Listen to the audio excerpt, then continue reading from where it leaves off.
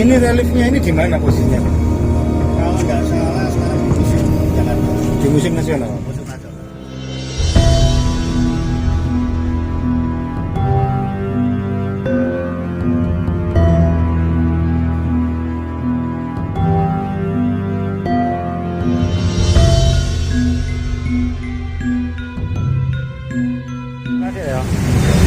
Assalamualaikum warahmatullahi wabarakatuh. Lah, iki ketemu meneh iki. Kita lagi di bawah menara raksasa mahkota Tribuana Tunggal Dewi sing viral nang kota Mojokerto. Alhamdulillah kini ketemu karo perupa karo seniman sing mahat relief bagian bawah atau bagian kaki dari mahkota Tribuana Tunggal Dewi. Kita ketemu dengan Mas Pudut. Nah, Sugeng Sonten Mas Pudut. Sugeng Sonten. Ya, Mas Pudut ini seniman asli Mojokerto, kesuwen nang Bali, gawe patung awak nang Bali. Beberapa patungnya ya akeh nang luar negeri, saiki wis rupane kepingin balik desa. Kangen karo kampung halaman karo Mojokerto. Beberapa patung raksasa nang Mojokerto kaya patung Gajah Mada SMA Puri, patung putih niku sing tepanggih niku Prabu Hayamuruk sing gawedhe iku sing viral iku, patung alun-alun, patung sing nang Ngoro, patung ngarepe Polres, patung napa ngarepe Polres niki Pak? SPN Mojosari nggih. SPN Bangsal. Terus patung di Buddha Tidur kemarin Pak nggih. Buddha Tidur. Ya. Berapa buah patung Pak? Dua buah. Patung apa yang di Patung Sanggrama Wijaya atau orang mengenal dengan Raden Wijaya dan Gajah Mada.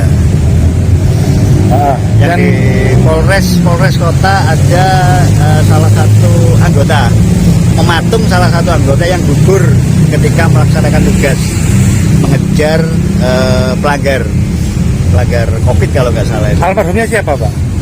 Almarhum Wahyu. Almarhum Wahyu ya. Anggota Polres Kota ya. Polres Kota. Nah, iya. Iya, kita kembali ke poin tadi. Kalau boleh tahu, pematung Gajah Mada raksasa yang kemarin masuk Museum Muri itu jenengan apa bukan? Bukan Ya. Pematung yang wisata desa. Iya. Bukan ya? Bukan. Sing Gajah Mada sing gak kayak Gajah Mada belas kayak toko kartun. Saat itu kalau saya boleh nambahin sedikit tentang itu itu karena ada keinginan bahwa aksesoris yang ada di Mojokerto, entah itu kabupaten atau kota, itu bisa mempunyai nilai yang layak dinikmati. Saya secara pribadi sudah mengajukan untuk memberikan masukan-masukan. Tapi ternyata dengan berbagai pertimbangan niatan saya itu sementara terpinggirkan. Jadi ya wes ini. Nah, setelah melihat respon dari penikmat yang ternyata banyak yang boleh dibilang pro kontra, ya itu bagian dari konsekuensi akhirnya. Maka ke depan harapan saya pribadi, kalau siapapun ingin membuat properti artistik yang dipasang di ruang publik, jangan sampai menyampaikan anggapan umum tentang keindahan, supaya apa yang muncul di Mojokerto, elemen artistik itu benar-benar bisa memberi nilai tambah terhadap Mojokerto itu sendiri, entah kota entah kabupaten. Terus dari arah-arah itu ojo asal gawe ngono lho.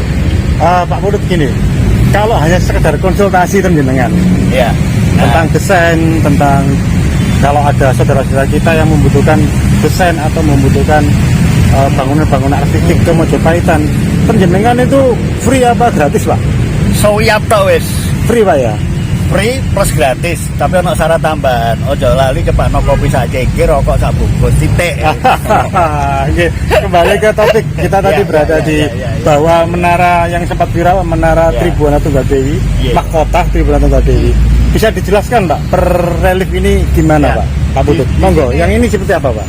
Ya, Di Iya. sini secara keseluruhan ada Iya. 8 relief ya. 8 relief ya. Yang diambil dari beberapa candi yang punya kaitan langsung dengan Mojopahit. Iya. Kenapa begitu? Iya. Supaya ornamen-ornamen artistik ini dalam bentuk relief ini benar-benar bisa menyatu dengan tema besar dari Menara Tribuana ini.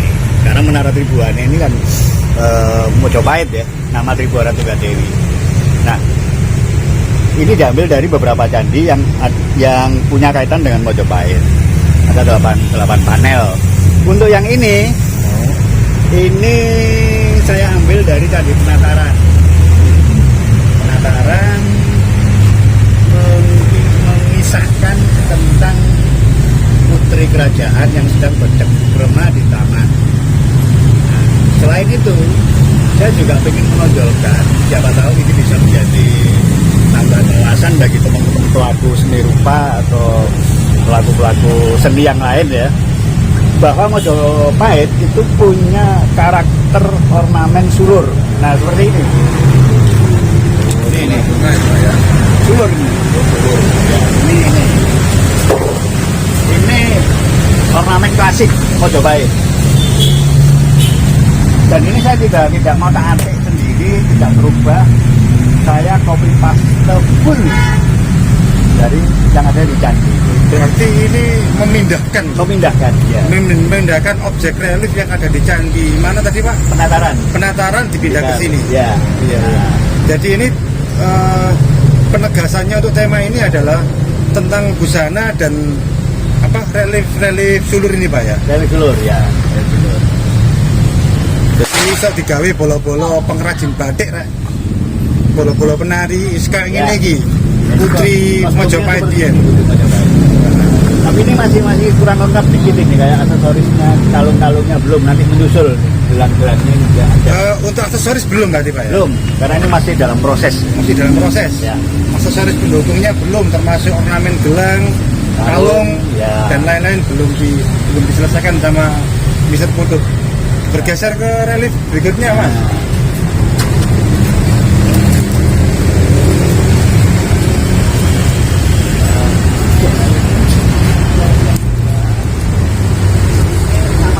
Saya mengambil dari Candi Penataran, tetapi yang saya ambil salah satu kisah dalam Ramayana. Ya, Dari penataran juga Pak. dari Penataran. Oh ya. Ini kalau saya menginterpretasikan ya, ini adalah gerbang dari satu tempat yang agak istimewa. Misalnya gerbang bangunan yang dihuni oleh raja atau bangsawan-bangsawan keraton Mojopahit saat itu. Nah, ini namanya angkul-angkul. Angkul-angkul kayak yang di Bali Pak. Kayak yang di Bali ya. Berarti yang di Bali itu niru relief yang ada di Sepertinya begitu. candi mana Ya, tadi Pak ya? Penataran. Penataran. Walah, Bali ternyata copy paste desain arsitektur yang ada di penataran. Termasuk mahkota ini, aksesoris mahkota di pagar-pagar. Ini mahkota, Ya, mahkota. ini namanya kalau di Bali murde. Apa? Murde. Morde. Ya, Di Bali juga ada kayak gitu Pak ya? ada. Ya. Berbahan terakota ya kalau di Bali. Paras. Paras, batu Ya, paras, batu putih paras, itu ya. ya. Ada batu paras roboan gitu. Oh, iya. Nah, kenapa di Bali ada dan seolah-olah itu menjadi milik Bali? Secara kultur, masyarakat Mojopahit yang saat itu sudah mendekati masa keruntuhan, itu banyak yang eksodus, yang hijrah ke wilayah selatan dan timur. Selatan dan timur ya. Ya, wilayah selatan itu ke arah Trenggalek, Wonogiri, sampai ke arah barat dikit, yang pada akhirnya nantinya akan menurunkan kerajaan Mataram Islam. Mataram Islam. Era akhir Pak ya. Era akhir. Nah, kalau yang ke timur itu mulai Teger, kemudian Banyuwangi sampai ke Bali. Makanya nggak usah kaget kenapa bangunan-bangunan di Bali atau ornamen-ornamen di Bali itu banyak kemiripan dengan yang ada di candi-candinya Mojopahit. Karena secara kultur mereka itu dari sini. Nah, ini relief yang kedua. Relief ketiga. ketiga ini mepet mas. masih mengambil dari Candi Penataran. Ini juga salah satu fragmen dari kisah Ramayana. Ini menggambarkan Rama sedang berburu di hutan. Agak mepet mas. Biar bisa dijelaskan biar anak. Ini menggambarkan tentang Prabu Ramawijaya yang sedang berburu ke hutan. Ini juga masih kurang lengkap aksesorisnya. Di sini ada busur. Ada busur. Ya, ada busur. Kemudian ada ya beberapa ornamen yang terkait dengan kegiatan berburu. Ya, Pak, yang di atas itu apa, Pak? Kayak atas kalah. Nah, ini sesuai dengan cerita Ramayana. Ketika Ramawijaya berburu, Sinta ditinggal di situ. Sinta ditinggal di situ. Nah, ketika Sinta ditinggal, ternyata banyak makhluk-makhluk lain yang ingin mengganggu. Makhluk-makhluk lain tersebut muncul dalam bentuk kala seperti ini. Tokoh jahat itu pak ya? Ya. Pada saat dia mengganggu Sinta, dia berubah wujud menjadi kijang. Rusa. Jadi rusa ya. Mohon maaf Bang Budut, ini juga murni copy paste dengan yang di relief asli. Copy paste. Ya, satu bagian apa menggabungkan bagian yang lain? Satu bagian. Berarti satu bagian relief, Ya. satu kotak, Satu panel gitu ya. Berarti seperti ini aslinya ya? Aslinya seperti ini. Di Candi Penataran. Relief yang ketiga. Penari. Hebat masik. Ini yang cukup menarik ini ya. Ada potongan relief, apakah itu relief bagian dari dinding candi atau relief di depan candi, saya nggak tahu persis. Relief lepas. Nah, lepas. Tapi yang jelas ada data seperti ini. Diduga kuat relief tersebut menggambarkan tentang istana Majapahit. Ya seperti ini. Ini reliefnya ini di mana posisinya Pak? Kalau nggak salah sekarang di Museum Jakarta. Di Museum Nasional. Museum Nasional. Berarti ini batu relief ini sudah nggak dikondisiin situ, nggak di situs, tapi sudah diamankan di museum Ya. lah ya. Nah, termasuk datanya juga ada penari di sini di relief itu. dan mohon maaf juga ini murni copy paste juga Pak ya. Copy paste. Termasuk ornamen Surya Majapahit yang tidak ada ini Pak. Asli Pak ya. Oh enggak, Asli enggak. Kalau ini imajiner aja ini. Imajineri jenengan. Ya. Oh tambahan. Ya. Kecuali itu Pak ya. Imajinasi, ya. Untuk selendang dan Ya. bentuk bangunan istana ini asli Pak ya. Asli ya, begini selendangnya termasuk mahkotanya ini. Mahkotanya ini juga asli Pak. Asli. Jadi ini bisa menggambarkan suatu bentuk istana Majapahit dahulu, Pak ya. Ya, Seperti itu. Gerbangnya apa istananya Pak? Gerbang Istananya. istana. Istananya. Di gerbang. Di gerbang satu bagian dengan istananya. Mirip Cina Pak ya. Mirip kastil-kastil Cina. Oh ya, Iya. kalau kita ngomong arsitektur, Iya. dengan bentuk arsitektur Majapahit yang seperti ini di Iya. ujung-ujungnya itu ada yang melengkung namanya celedu ya. Apa namanya Pak? Celedu. Aha. Celedu itu sepertinya pengaruh Cina sangat kuat. Sangat kuat ya. Dan itu bisa dimaklumi karena sebelum Majapahit berdiri, Cina kan sudah melakukan perjalanan ke wilayah Nusantara. Bahkan di era Singosari, di era Kertanegara itu sudah masuk. Luar biasa Ya. ya. Gak sekadar bisa mahat tapi bisa cerita sejarah. Iya, Sangat iya. masuk akal kalau ada Iya. pengaruh Cina. Oh ya Pak, ini pinggir-pinggirnya kok nggak pakai batu rata. Oh ya, ya ini pertanyaan menarik ini. Kenapa ini dibikin batu? Sebab untuk memberikan pengayaan pandangan terhadap warga masyarakat. Karena selama ini ya non sewu ya. Kalau ngomong tentang bangunan Majapahit, image masyarakat itu lari ke bentuk terakota, tanah liat ya, yang dibakar batu batanya. Padahal Majapahit itu punya bangunan yang materialnya dari batu. Seperti kalau kita lihat di Candi Suko yang dibangun oleh Brawijaya kelima. Nah, itu batu, dindingnya bukan terakota. Mohon maaf juga Pak Budut, nanti ini finishingnya pakai warna batu juga ya? Warna batu. pakai cat ya. pakai cat. Tidak warna-warna. Bukan warna-warni kayak yang di Gunung Agung ya. Oh, enggak. Relief sangat begitu cantiknya, begitu bagusnya, dikasih warna-warni. Pengelola Pendopo Agung, woi piye? Gak kurang tukang cat nama Jakarta sing ahli. Yang penting digawe poster ae lah ngono. Iya, penting gak banner ae, nek warna-warni ngono. Nah, kelima ini relief yang sangat kayak primitif banget ya. Iya. Ini relief ke 5 ya? Ya, 5. Kelima. Relief ini saya ambil dari Candi Sukuh. Candi Sukuh Karanganyar. Nah, kebetulan apa ini Candi Sukuh juga Candi Ceto itu adalah bagian dari Mojopahit langsung karena dibikin oleh Brawijaya kelima.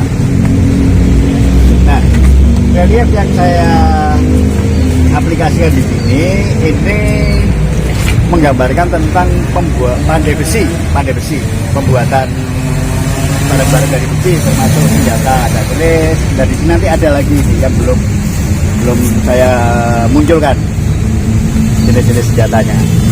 Oh, ini belum selesai nih, Pak? Belum selesai. Ini tiangnya juga belum ada. Tiang bangunan ini. Tiang bangunan ini, ya. Kenapa ini yang saya ambil? Selain pengen menunjukkan bahwa di era itu Majapahit sudah mampu membuat senjata khusus seperti keris ya. Nah ini juga apa ini pakaian ya, pakaian dari pekerjanya. Ini kan pekerja kasar ya. Pandai besi kalau sekarang, Pak, pandai ya? besi ya. Kalau sekarang namanya pandai besi. Pandai besi. Loh, Iya. pakaian itu wis kayak gini. Pakaian pandai besi. Yang kalau saya simpulkan bahwa unsur keindahan dalam berpakaian itu sangat diperhatikan. Dan juga menggunakan mahkota kecil ini. Nah, jadi siapa tahu bentuk pakaian seperti ini bisa membantu teman-teman Mojokerto yang pengen menciptakan pakaian Mojopahit itu kayak apa sih. Nah paling tidak ini bisa dijadikan bahan pola-polanya ini. Kalau yang putri tadi Pak ya, yang di sebelah sana. Ya. Nah, kalau ini adalah perwujudan dari Dewa Siwa. Dewa Siwa. Ganesha. Ya. Ya. Dewa pengetahuan. Dewa ilmu pengetahuan, Pak. Ya. Karena untuk membuat senjata ini kan pasti nggak bisa dilepaskan dengan pengetahuan. Pemilihan Kebersihan. materialnya, Iya. cara menempahnya, Bentuk. bentuknya, kemudian harus panas berapa derajat, itu semua terkait dengan pengetahuan. Makanya di sini diletakkan simbol Dewa Ganesha. Kenapa kok Dewa Ganesha? Kok bukan dewa di keyakinan yang lain? Karena saat itu di Mojopahit tumbuh keyakinan yang sangat kuat. Nah ini yang menarik ya, yang menarik. Di tempat lain biasanya hanya ada satu. Kalau di Mojopahit ada beberapa. Nah diantaranya Siwa dan Buddha. Ya.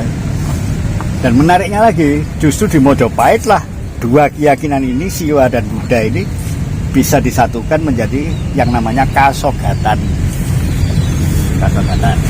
Kasogatan berarti bentuk isme baru ya. Isme baru. Ya. Isme baru. Perpaduan antara kasiwaan, Siwa, kesiwaan ya. dengan Buddha. Buddha. Nah, dan itu secara formal sudah dibentuk lembaganya, namanya Dharma Diaksa Ring Kasogatan. Salah satu pejabatnya waktu itu Mpu Prapanca. Nah, ketika dia menulis Negara Kertagama itu pada saat dia sudah menggeluti dunia spiritual, menjadi Dharma Diaksa Ring Kasogatan, sudah bukan empu lagi. Bukan menjadi sastrawan biasa. Bukan sastrawan ya. Tapi sebagai sastrawan religi lah. Sastrawan religius ya. Dharma Diaksa Ring Kasogatan. Nah, kemudian bangunannya ini kenapa saya tonjolkan ya? Ini juga sebagai penanda bahwa bangunan Mojopahit di ujung hubungan ini, ujung hubung ya, itu selalu ada bentuk rantingnya begini. Namanya celedu. Ya. Nah ini juga siapa tahu bisa dijadikan acuan oleh teman-teman arsitek Mojokerto saat ini yang ingin memunculkan bangunan-bangunan Majapahit. Tapi yang belum mereka belum ya monggo. Kita lanjut ke Nah, Satu sih ya. 6. 6 ya. nah, yang keenam ini saya ngambil salah satu panel di Candi Surawono. Candi Surawono itu di Candi Surawono itu daerah Kandangan. Kandangan. Dekat ya dengan Rombongan. Ya, Lewat Moro itu berarti Pak. iya betul. Nah, ini kisah tentang Dewi Sri Tanjung. Dewi Sri Tanjung. Ya. Relief-relief yang ada di Candi Surawono kebanyakan itu adalah cerita-cerita tantri. Tantri itu apa Pak? Tantri itu adalah tukang, orang yang berprofesi sebagai pencerita. Namanya tantri. Nah, tema yang banyak dimunculkan saat itu adalah kecintaan terhadap lingkungan, flora fauna terutama itu. Agar tidak membosankan, maka tema yang berhubungan dengan flora fauna kemudian dimunculkan dalam bentuk cerita. Tapi yang muatannya itu tadi arahnya kecintaan terhadap lingkungan. Digambarkan dengan relief ini. Ya. Jadi atas itu apa Pak? Paham? Yang ini, Ya. ini tanaman air. Oh, tanaman. Ya. Ini ikan. Macam teratai gitu. Ini ikan ya. Jadi flora dan fauna. Ya, nah ini tetap ornamen klasik Majapahit sulur muncul. Semua panel-panel relief yang di sini saya munculkan. Saya munculkan apa memang asli ada seperti itu Pak? Aslinya ada, tapi bentuknya tidak selalu harus di posisi ini. Posisinya ada yang di sini, ada yang di situ. Nah ini sengaja saya letakkan di sini hanya untuk cari harmoninya aja. Keselarasan Ya, kebagian keselarasan. ruang gambar Betul. aja. Oke. Untuk proses ini Pak, proses apa? Relief ini, ya. Jangan tadi ini belum selesai, ini belum ada busurnya, Ya, ini ya. belum ada ornamen kalung, perhiasan. Berarti bisa dibilang ini berapa persen Pak? Reliefnya ini? Reliefnya sendiri sekitar 80%. Masih 80%, Pak. 80%, Masih ya. butuh waktu finishing ya. Ya, Sentuhan-sentuhan mempercantik betul. untuk finishing Ya. Oke. Oke. Namanya finishing touch. Oh ya, paling akhir Pak. Sana. Ya. Ono, Pak. Ono ya? Tapi ada dua lagi. Nah, ini yang ketujuh. Ini yang ketujuh. Ya. Lu gerbang kan? Harta kalah. Oh. Ini kayak Tak kepingin bangun omah yang ini nih, Pak. Iki areng elak Pak. Nah, ini kenapa saya bikin Kayaknya di jedong, Pak. Kayaknya di jedong di Ngoro persis. Nah, kenapa saya bikin angkul-angkul ini? Karena ini kan difungsikan untuk mobilisasi, untuk pintu. Iya. Ya. Maka saya berpikir ketok ada yang pas iki yo gerbang. Bang. Cuman gerbangnya saya ambil yang benar-benar spesifik Majapahit. Dan kalau ini penggayaan jenengan, Pak, ya. Ya. Ya. Ornamen relief murni Mojopahitan, asli ngambil dari relief, tapi untuk penempatannya penggayaannya itu jenengan, gitu. Betul. Ya. cuman ini diambil dari mana Pak? Yang ini, Pak. Harta ini. Ini, Ya. ini banyak ya. Kalau kita lihat Bajang Ratu ada, kemudian kita lihat di Jedong ada, di bahkan di era sebelumnya era Singosari di Dadi Jawi ada. Ya, ya. Banyak. Dan untuk bawah ini bunga apa, Pak? Ini teratai. Teratai ya, Padma ya. Padma. Nah, kenapa teratai itu punya peranan yang sangat penting di era Majapahit? Karena dia sebagai simbol spiritual atas keyakinan yang mereka anut. Untuk rencana melengkapi mahkota menara mahkota ini ada kapal katanya yang sudah desain itu, Pak. Oh ya, Nanti rencana di mana naruhnya? di sana nanti kita ke sana. Oh, iya, Ini iya. tinggal satu panel lagi yang belum. Satu panel lagi. Nyepit. Ini satu panel. yang Nanti ini bangunan ini dibongkar, Pak ya? Hah? Nanti bangunan ini dibongkar ya yang kanan ini. Katanya begitu nih.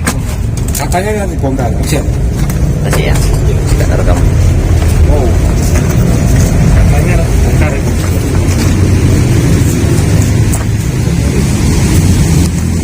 Oh, kelihatan.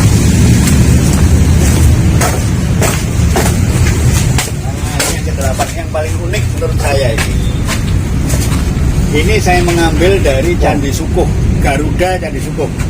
Oh, jalan-jalan kemarin Pak ya? Ya. Dengan tim BKD Kota Mojokerto. Ditilap Pak. Betul. Aku ditilap gak dijak. Ini Garudanya. Garuda Wisnu Kencana.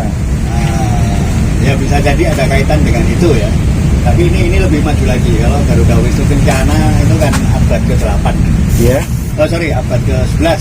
Iya. Erlangga. Ya. Kalau ini lebih maju lagi, ini abad 14.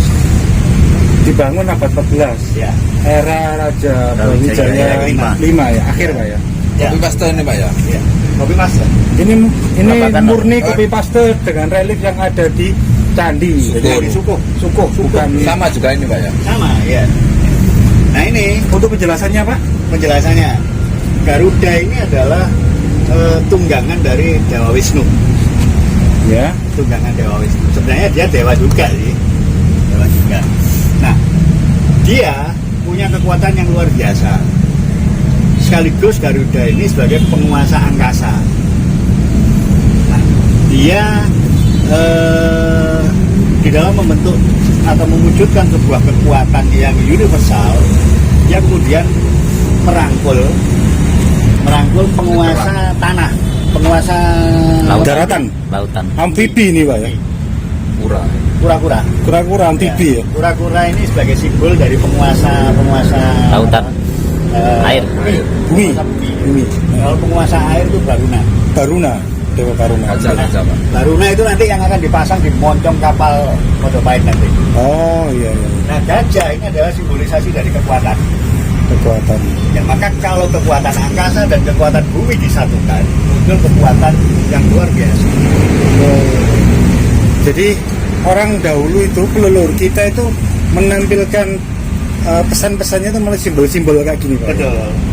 Jadi ini sedikit masukan aja ya. Ketika kita memahami nilai-nilai leluhur, jangan kita terjebak pada sesuatu yang harafiah.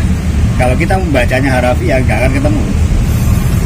Nah, karena esensi dari ajaran leluhur itu tersiratnya, bukan tersuratnya, Maknawinya ya. maknawinya. Ya. Nah ini sama ornamen klasik Majapahit juga muncul di sini. Sulur. Oh ya Pak, ini ada apa? Ikat pinggang Pak. Ya, ikat pinggang. Itu juga seperti yang di candi itu Pak. Enggak, ini imajinasi saya. Oh. Ini saya mengarahkan ke Surya Majapahit ya. Sisi Nawasanga, Dewata Nawasanga ya. 8 sisi arah angin ya. Membentuk sebuah kekuatan yang luar biasa sih. Sih Bang. Sekarang Nah. kan kayak no Cina gitu Pak ya. Ornamen ini Izin dan yang Nah. ini saya maksudkan sebagai ornamen awan. Ya, Oh, iya, awan, Pak. Awan. Nah bentuknya saya bikin beda dengan ornamen dulur. Oh benar. Ya, supaya ada penggayaan di dalam karya.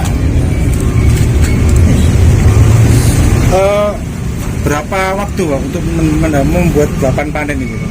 Panel. Satu panel ini kurang lebih 3 hari. Satu panel ini 3 hari. 3 hari ya. 3 hari. Jadi kalau 8 panel 24 hari. Lulu biasa. Kita bergeser ke rencana jenengan yang mau buat kapal itu Pak. Apa? Iya. Gimana nanti? Rencana pelepasannya gimana Pak ya? Ya, nanti di Yang di titik kuning itu ya? Nah, Di titik kuning itu, cuma belum di porselen itu ya, sengaja. Ya. Ini rencananya fondasi untuk replika kapal Majapahit. Iya, iya. Replika kapal Majapahit. Secara sketsa itu sudah dibuat, ada tiga alternatif. Nggak tahu nanti itu dipakai apa enggak, atau kalau dipakai dari 3 itu mana yang dipilih oleh wali kota ya itu hak beliau. Wali kota dengan tenaga ahlinya Pak ya tentunya. Pastinya ya. Iya. Ya. Nah, karena kami diminta untuk membuat sketsa, ya udah kita lakukan membuat sketsa itu. Tapi Proses pembuatannya itu idenya dari mana Pak? Kan itu perahu. Nah ini Ada nggak tinjauan-tinjauan relief candi atau apa yang mengarah ke perahu Majapahitan? karena ini sifatnya nanti monumen. Monumen itu kan bisa dikenang sepanjang masa ya. Jadi harus bisa dipertanggungjawabkan. Kenapa bentuknya kok seperti ini? Itu kan harus jelas, nggak salah-salah.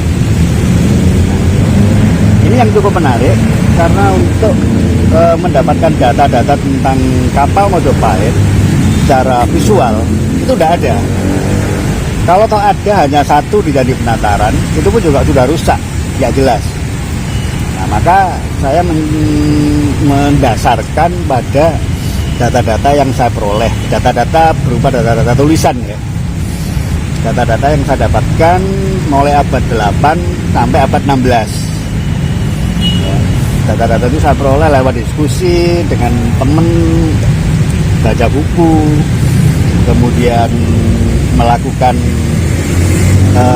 observasi ke lapangan. Nah, untuk yang data abad 8 saya mengambil dari Candi Borobudur. Kemudian yang abad 16 itu dari catatan-catatan. Kenapa saya ambil data dari abad 8 sampai abad 18? Karena dari data-data yang ada itu ada benang merahnya mengenai bentuk kapal Nusantara.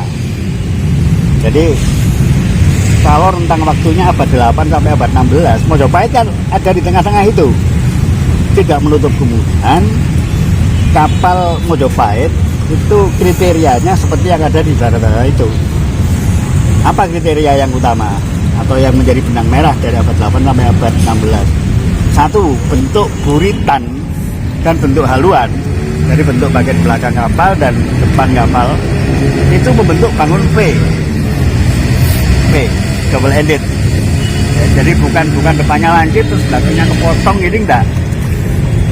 Itu double V ya, depan belakang. Kesamaan yang kedua, memiliki kemudi samping double. Jadi kemudinya ada dua di bagian belakang. Jadi tidak menggunakan kemudi yang di pantat kapal ini, biasanya kan ada kayak kipas gitu. Enggak, tapi nggak mono, stereo. Kemudi dayung, ya. Iya. Kemudi dayung dua sisi kanan kiri. Nah itu kemudian dinding kapal itu dibuat dari papan kayu 4 lapis. Kenapa 4 lapis? Dari data yang ada itu disebutkan bahwa untuk jagani seandainya terjadi serangan itu hanya ngerusak lapisan ke-1 dan kedua aja, lapisan ke-3 ke-4 nggak tersentuh sehingga masih nyaman. Unsur keamanan kapal untuk dari unsur serangan tidak boleh dihitung, Pak ya. Iya. Tidak hanya serangan ombak, serangan air, tapi serangan musuh itu sudah dihitung sampai 4 lapis. 4 lapis. Nah, kemudian kesamaan yang lain menggunakan 3 sampai 4 tiang layar. Bentuk layarnya sendiri berbentuk segi 4. Bukan layar segitiga kayak perahu pinisi atau model kipas kayak perahu-perahu Cina, itu enggak seperti itu. Kotak. Nah, kemudian khusus untuk Mojopahit ya, di bagian haluan moncong yang ke depan itu ada ornamen Sang Hyang Baruno sebagai penguasa lautan, dewa ya, sesuai dengan keyakinan mereka saat itu. Nah, kemudian jenis ornamen yang lain yang juga harus ada di dalam kapal Mojopahit itu adalah ornamen kolocokro ya. Kolocokro itu hubungannya dengan masalah arah ya, arah dan waktu. Nah, terus yang paling akhir tentang kapal Mojopahit ini, karena Mojopahit lebih banyak dikenal masyarakat sebagai negara yang luas, sebagai negara yang besar ya, dengan luas wilayahnya, negara yang makmur, yang kaya raya. Nah, kesan gloriosity-nya, kesan kemegahannya, mewahnya, saya munculkan di sketsa kapal itu dalam bentuk ornamen-ornamen. Tapi tetap ornamen Mojopahit yang muncul, bukan ornamen yang lain.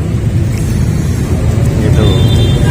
Itu sedikit tentang kapal Mojopahit.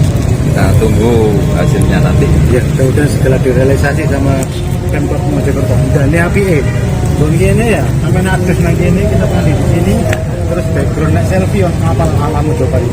10 meter loh itu nanti 10 panjangnya. meter loh Pak, kapal temenan ya.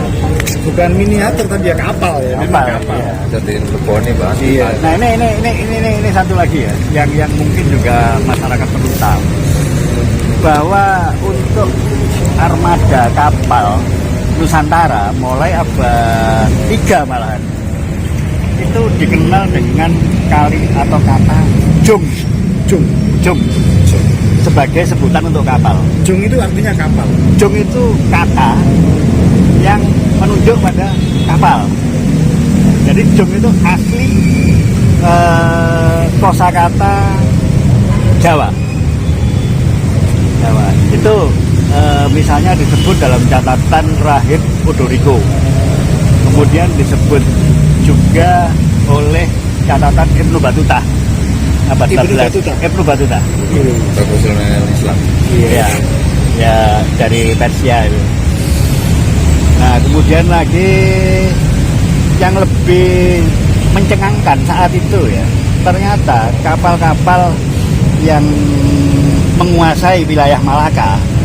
Nah, kita tahu bahwa Malaka di tahun-tahun itu adalah kota pelabuhan terbesar di wilayah Asia Tenggara. Nah, kapal-kapal yang ada di Malaka di daerah perairan Nusantara pada umumnya itu adalah jung Jawa dengan ukuran 4 kali lebih besar dari kapal Portugis yang saat itu paling besar. Namanya Flor de la Mar. Flor de la Mar. Aneh loh sini. Itu kapal-kapal paling besar punya Portugis yang ada di Malaka yang dipakai. Dan Portugis gak ada apa-apanya Pak ya. Ternyata kapal atau jung Jawa milik saudagar Nusantara nggak nutup kemungkinan juga itu termasuk kapal Mojopahit juga ya.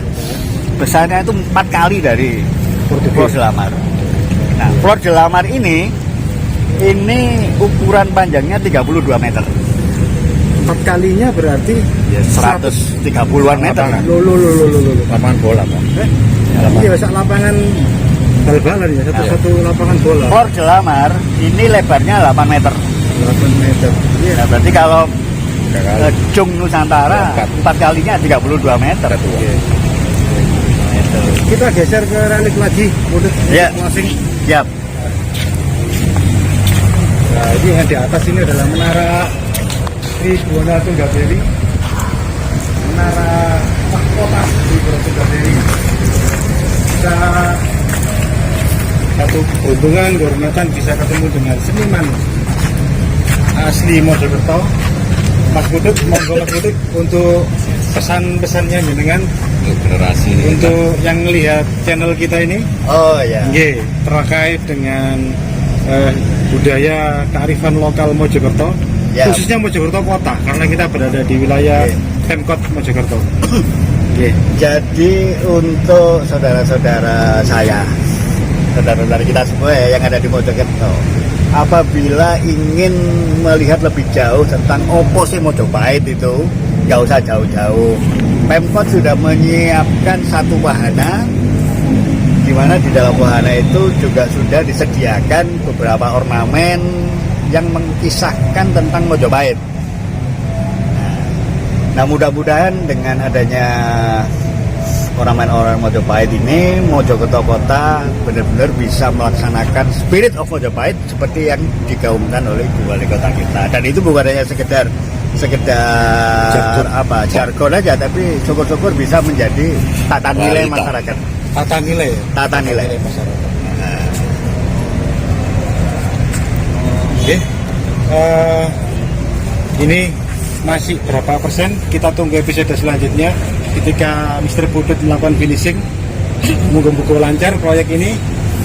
Mudah-mudahan selesai dengan waktu yang diharapkan. Sampai kapan nih Mas Putut? Ini targetnya maksimal 10 hari lagi. 10 hari lagi kita nanti ke lokasi ini, kita lihat finishing beliau.